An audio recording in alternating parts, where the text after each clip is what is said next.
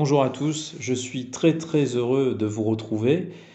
Nous avons pris l'habitude, vous le savez, de nous retrouver une fois par semaine sur Internet, sur YouTube ou sur Spotify, pour proposer une prédication ou un enseignement à ceux d'entre nous qui ne peuvent pas rejoindre leur communauté ou leur église et qui puissent profiter finalement d'un enseignement, d'une prédication une fois par semaine. Alors merci pour les messages d'encouragement que nous recevons. Vous êtes de plus en plus nombreux à nous suivre et ça nous fait chaud au cœur. Nous prions vraiment que le Seigneur vous bénisse et que ces enseignements soient une source de bénédiction pour chacun d'entre vous. Ce qui va nous intéresser aujourd'hui, c'est un sujet finalement assez classique dans la vie d'un chrétien. Il s'agit du baptême, ou plutôt des eaux du baptême. Le baptême, vous le savez, c'est une étape primordiale dans la vie des chrétiens. Et d'ailleurs, toutes les églises de toute confession chrétienne considèrent cette étape comme étant tout à fait fondamentale dans la vie d'un chrétien. Elle marque l'entrée d'une personne dans la vie chrétienne et dans l'Église universelle. Pour certaines communautés même, ça marque l'engagement d'une personne à suivre Christ. Comme tout sujet d'importance dans les églises chrétiennes, le baptême est un sujet qui a beaucoup divisé les chrétiens.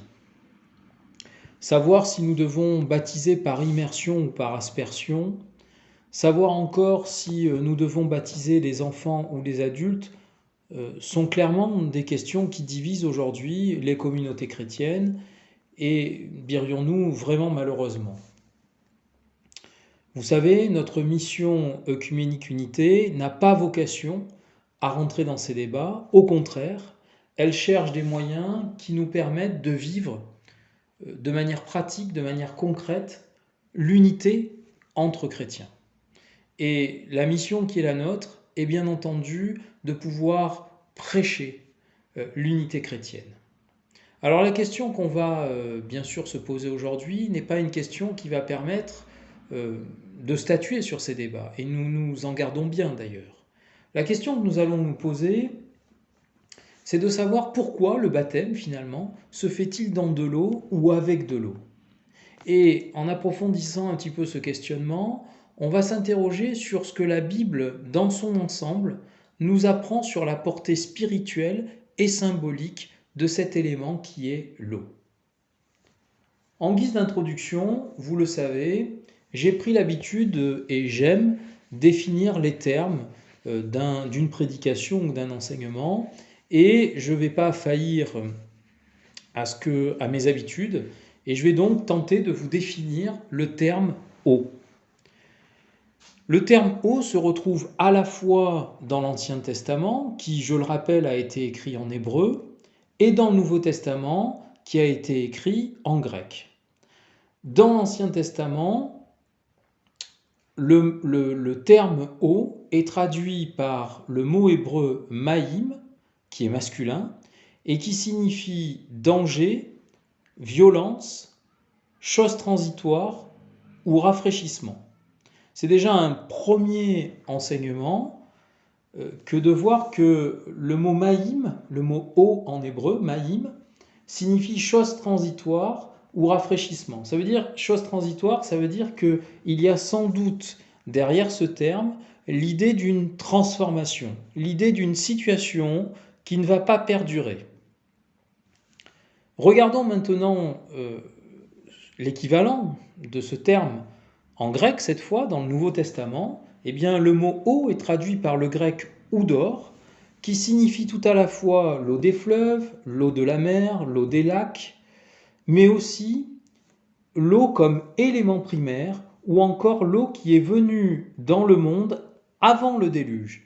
Et là encore, c'est un enseignement très intéressant de comprendre que cette eau est considérée comme un élément primaire, finalement on pourrait dire comme une matière première, et qu'elle est traduite par le grec comme étant l'élément primaire d'avant le déluge dont on va voir toute l'importance dans le cadre de cet enseignement. Alors cet enseignement va se diviser en deux parties. Une première partie qu'on va aborder aujourd'hui et qui traite du processus de purification par l'eau, et puis une deuxième partie qu'on verra dans quelques jours, vendredi prochain pour ceux qui seront en présentiel, et puis pour ceux qui sont en distanciel, ça sera, ou pour ceux qui nous suivent sur Internet, vous y aurez accès dans quelques jours. On parlera du lien entre la sanctification et l'eau. Donc, en ce qui nous concerne aujourd'hui, traitons de cette première partie qui est la purification par l'eau. Afin qu'on soit tout à fait clair et en ligne sur la signification du terme purification, j'en rappelle la définition. La définition de purification, c'est débarrasser une substance de ses impuretés, débarrasser cette substance de la corruption morale ou de la souillure. Donc débarrasser une substance de ses impuretés, débarrasser de la corruption morale ou de la souillure. Si on veut comprendre le processus de purification par l'eau, tel qu'il est expliqué dans la Bible, eh bien justement, il faut repartir du début de la Bible et même du début de la Genèse, dans le chapitre 1 et les versets 1 et 2. Dans ces versets, dès le commencement, on s'aperçoit que le monde qui a été créé par Dieu n'est pas pur. Je vais peut-être en faire hurler certains, mais le monde qui a été créé par Dieu, dans les deux premières lignes de la Bible, eh bien, il n'est pas considéré comme pur par Dieu. Bien sûr, je vous rassure, Dieu va opérer un processus qui va permettre de purifier sa création. Mais dans ces deux premiers versets, ce n'est pas le cas. Alors je vous lis ces deux premiers versets. Au commencement, Dieu créa les cieux et la terre. La terre était informe et vide. Il y avait des ténèbres à la surface de l'abîme, et l'Esprit de Dieu se mouvait au-dessus des eaux. Deux remarques. La première remarque, c'est qu'il est utilisé le mot terre ici, en tout cas ça a été traduit par le mot terre, et le mot terre qui est utilisé ici se traduit en hébreu par le mot Eretz. Et Eretz a deux significations. Ça peut être la terre sèche sur laquelle nous marchons, sur laquelle nous sommes assis aujourd'hui, sur laquelle nous évoluons, mais ça peut aussi signifier le monde. Et dans ces deux premiers versets, il me semble qu'on est beaucoup plus proche, en fait, de la deuxième signification, à savoir du monde. Donc je vous relis ces deux premiers versets avec cette signification, avec cette traduction monde. Au commencement, Dieu créa les cieux et le monde. Le monde était informe et vide, et il y avait des ténèbres à la surface de l'abîme, et l'Esprit de Dieu se mouvait au-dessus des eaux. Deuxième remarque qu'on peut faire, c'est que s'il y a des ténèbres à la surface de l'abîme, eh bien c'est tout simplement que cette terre, que ce monde n'est pas encore pur. Alors comment Dieu va purifier cette terre? Eh bien on a la réponse quelques versets, quelques lignes suivantes, quelques versets suivants, au verset 9 et 10. Dieu dit que les eaux qui sont au-dessous du ciel se rassemblent en un seul lieu et que le sec paraisse. Et cela fut ainsi. Dieu appela le sec terre et il appela l'amas des eaux mer. Dieu vit que cela était bon. Qu'est-ce qu'on observe ici? On observe que des eaux émergent d'une terre sèche et je vous ferai remarquer que c'est la première fois dans la Bible, donc Genèse 1, versets 9 et 10, que Dieu se félicite de sa création. Dieu vit que cela était bon. C'est la première fois que Dieu se félicite de sa création. Et est-ce que Dieu peut se féliciter d'une création ou de quelque chose qui est impur? À mon sens, non. Est-ce qu'il s'est félicité dans les deux premiers versets des ténèbres et du monde informe? Absolument pas. La première fois qu'on voit cette annotation, Dieu vit que cela était bon, c'est dans le verset 9 et 10, qui nous indique en fait que cette création a été purifiée en émergeant finalement, en émergeant des eaux. Le sec est sorti de l'eau et cette sortie de l'eau a permis une purification de cette terre.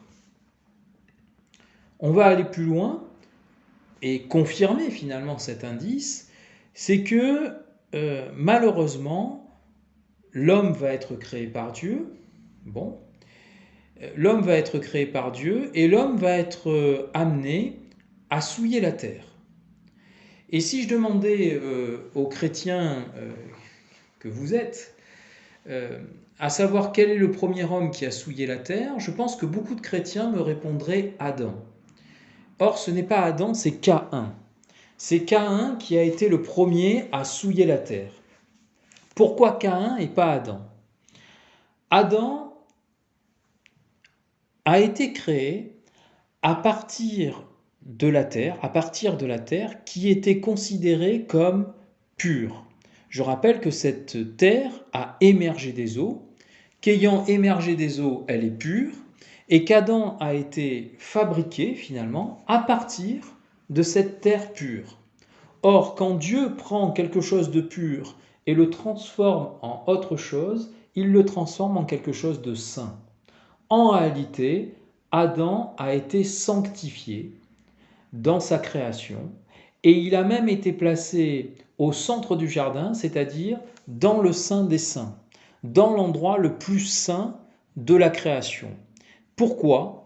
Parce qu'Adam était appelé à vivre une union parfaite avec son Créateur. Vous connaissez la suite de l'histoire, il ne va pas écouter la parole de son Dieu, il va commettre donc un péché, mais ce péché ne va pas l'amener à être considéré comme impur, mais va l'amener à être considéré comme ne pouvant plus être en union avec son Dieu. Il va donc être retiré du Saint des Saints, mais il ne va pas être chassé de la terre. Il va être retiré du Jardin d'Éden, donc il va perdre sa sanctification, mais il ne va pas être considéré par Dieu comme étant impur.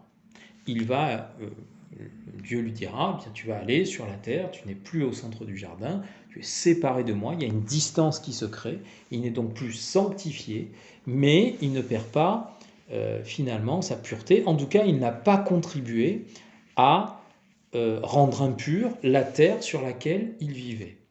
Celui qui, au contraire, va malheureusement souiller la terre, c'est Caïn, le descendant direct d'Adam.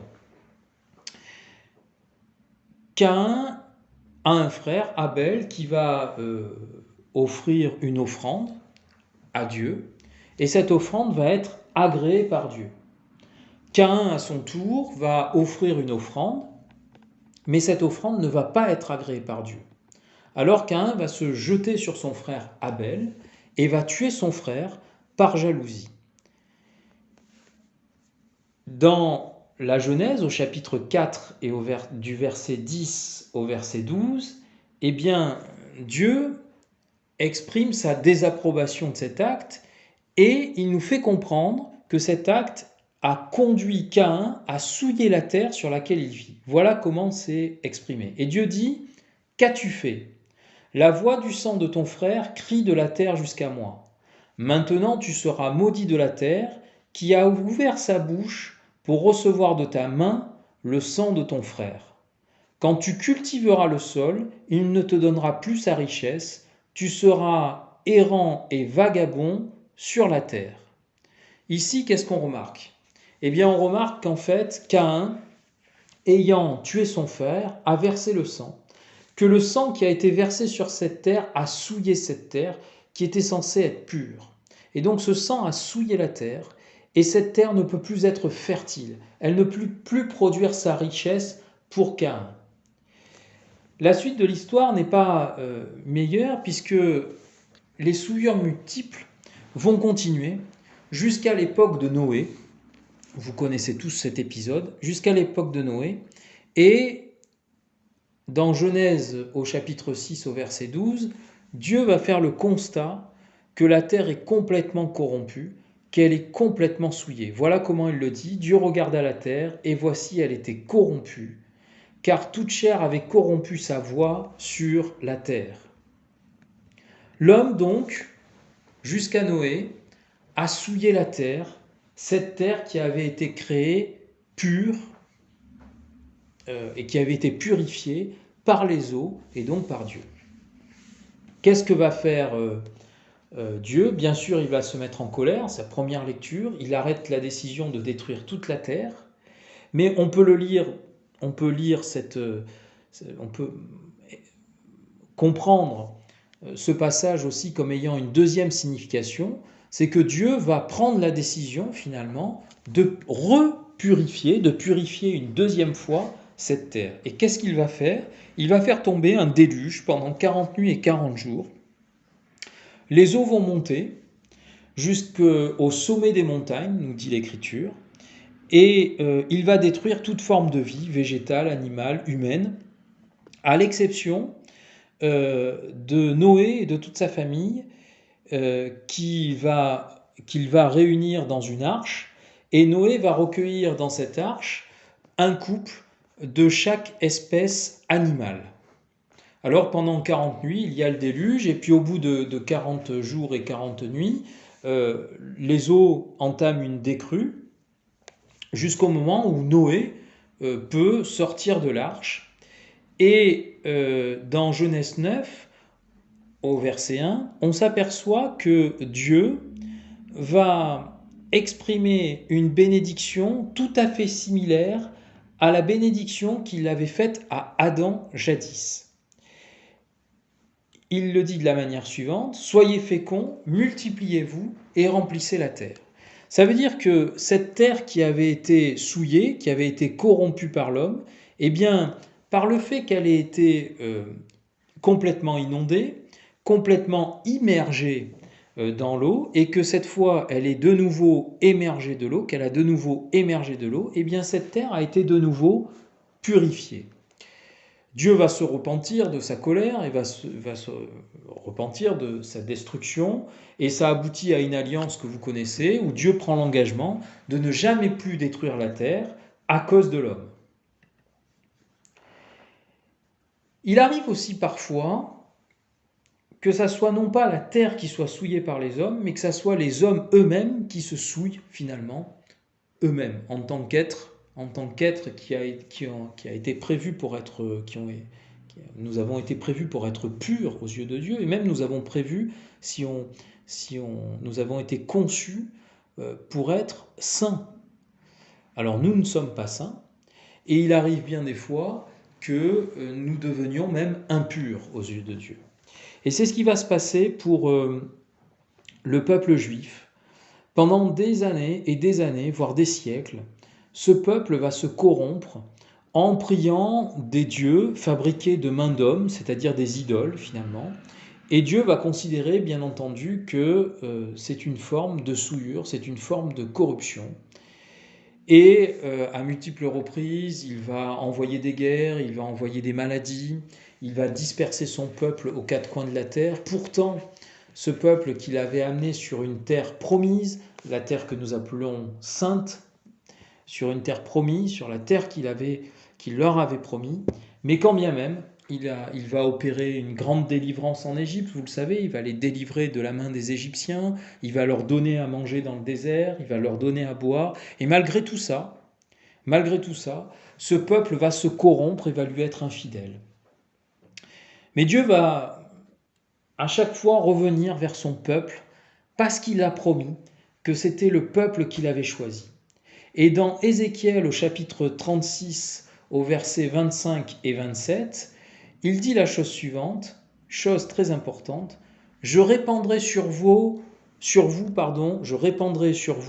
une eau pure, et vous serez purifiés. Je vous purifierai de toutes vos souillures et de toutes vos idoles. » Il rajoute une chose qui va être capitale à comprendre pour nous aujourd'hui. « Je vous donnerai un cœur nouveau. Je mettrai en vous un esprit nouveau. J'ôterai de votre corps le cœur de pierre, et je vous donnerai un cœur de chair. » Pourquoi c'est important? On comprend quoi? On comprend d'abord que Dieu veut purifier son peuple. Il veut purifier son peuple, et comment il le purifie? Eh bien, on l'a vu, de la même façon qu'avec la terre, il veut le purifier avec une eau pure. C'est donc, encore une fois, l'élément eau qui est utilisé pour purifier les hommes. Et il leur dit, voilà, La purification que je vais opérer, c'est pas simplement vous verser de l'eau sur la tête ou voilà, vous purifier avec une eau pure. Ça va conduire à ce que vous changiez de cœur, à ce que votre cœur de pierre devienne un cœur de chair. Il y a une réalité spirituelle à comprendre derrière ça. C'est que quand on est purifié par Dieu, notre cœur change. Il y a d'innombrables passages dans la Bible qui montrent que quand nous commettons, nous les humains, le mal, nous l'avons d'abord conçu dans notre cœur. Et donc si nous voulons mener des actions pures envers Dieu, nous devons avoir un cœur qui a été purifié par Dieu, qui est devenu pur. Il doit y avoir une transformation du cœur.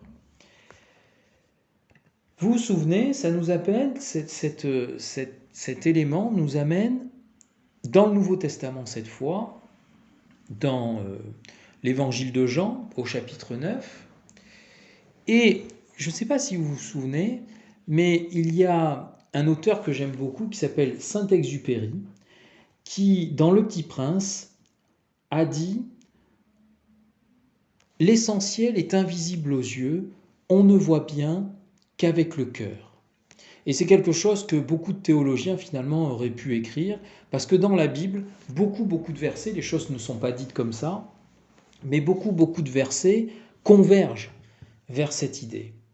Dans Jean chapitre 9, on retrouve l'épisode de l'aveugle de Siloé. Je ne sais pas si vous vous souvenez de cet épisode, mais Jésus-Christ, pendant sa vie, a été conduit à opérer un certain nombre de miracles, et dont le miracle de Siloé, où il va rendre la vue à un aveugle. C'est une première lecture qu'on peut faire, bien entendu, et c'est une lecture tout à fait juste que de dire que Christ a, pendant sa vie terrestre, opéré des miracles, et parce que nous croyons qu'il est ressuscité et qu'il est vivant, nous croyons aussi qu'il continue aujourd'hui à opérer des miracles. En témoigne le nombre de témoignages que nous recevons tous de la part de chrétiens qui ont été touchés à un moment donné et qui ont pu vivre dans leur vie un miracle. Les témoignages abondent en ce sens. Mais dans tout ce que dit le Christ dans la Bible, dans tout ce que dit notre Seigneur Jésus-Christ dans la Bible, eh bien, il y a un double sens. Et il y a un sens spirituel à cet épisode de l'aveugle de Siloé. Au verset 5 de ce chapitre 9 de Jean, Christ va commencer par déclarer « Pendant que je suis dans le monde, je suis la lumière du monde ». C'est-à-dire finalement, celui qui permet de voir clair, celui qui redonne la pureté. Je suis la lumière, je suis aussi le guide qui vous amène vers une autre voie, sans doute les voies de la sanctification, ce que nous aborderons très rapidement dans une deuxième partie dans quelques jours. Au verset 6, il va commencer à appliquer de la boue sur les yeux de cet aveugle, et puis au verset 7, il va lui dire « Va et lave-toi au réservoir de Siloé ». Donc le réservoir de Siloé, on est bien d'accord, c'est dans de l'eau, le réservoir il est composé d'eau. « Va et lave-toi au réservoir de Siloé », nom qui signifie envoyé. Il y alla, se lava, et s'en retournant, voyant clair. Cette dernière partie de la phrase est extrêmement importante. Il n'est pas écrit « il y alla, se lava et s'en retourna, guéri ». Il est écrit « il y alla, se lava et s'en retournant, voyant clair ». La réalité des choses, c'est que quand le Seigneur n'a pas purifié notre cœur, on n'a pas capacité à voir les choses de Dieu. On n'a pas capacité à voir clairement les choses spirituelles. Mais quand on a été purifié, et purifié notamment par l'eau du baptême, on y reviendra, eh bien, il se passe une transformation dans notre cœur. Et cette transformation nous permet de voir les choses de Dieu, d'y voir clair spirituellement. Et c'est exactement ce qui s'est passé ici. Il s'en retourna, voyant clair. C'est une promesse incroyable pour toutes les personnes qui veulent s'engager dans les eaux du baptême. Ce point est confirmé dans la première lettre de Pierre, dans la première épître de Pierre, au chapitre 3 et verset 21. Cette eau était une figure du baptême qui n'est pas la purification des souillures du corps, mais l'engagement d'une bonne conscience envers Dieu. Est-ce qu'on peut avoir une bonne conscience envers Dieu quand on est impur ? Évidemment non. la bonne conscience, on ne peut l'avoir que quand on a un cœur pur. Et c'est tout ce qui est proposé ici, c'est une purification par les eaux, une purification qui va amener finalement une transformation du cœur et nous amener à y voir plus clairement les choses de Dieu, plus clairement les choses spirituelles. Alors en guise de conclusion de cette première partie, eh bien, on pourra retenir que le processus de purification finalement par les eaux conduit à laisser tout ce qui est souillé, à laisser tout ce qui est corrompu dans les eaux. Qu'il y a quelque chose qui émerge des eaux, quelque chose qui est nouveau. Et pour le chrétien dans le baptême, c'est un cœur nouveau qui est donné, qui donne finalement une nouvelle vision, qui peut aussi être considérée comme une forme de guérison spirituelle. Et cette guérison spirituelle va conduire la personne qui vient de recevoir le baptême, qui vient d'être immergée, ou qui vient en tout cas d'être baptisée, ça peut être par immersion ou par aspersion, on ne va pas débattre de ce sujet-là, mais qui vient de recevoir les eaux du baptême, eh bien, de commencer à marcher sur les voies de la sanctification, qui est finalement la finalité de la vie chrétienne. Les voies de la sanctification, le lien entre l'eau et les voies de la sanctification, c'est ce que nous verrons dans la deuxième partie de cet enseignement, qui sera bien sûr disponible sur Internet dans quelques jours. Je vous remercie de votre attention. J'ai été une nouvelle fois très heureux d'être parmi vous aujourd'hui. Que Dieu vous bénisse.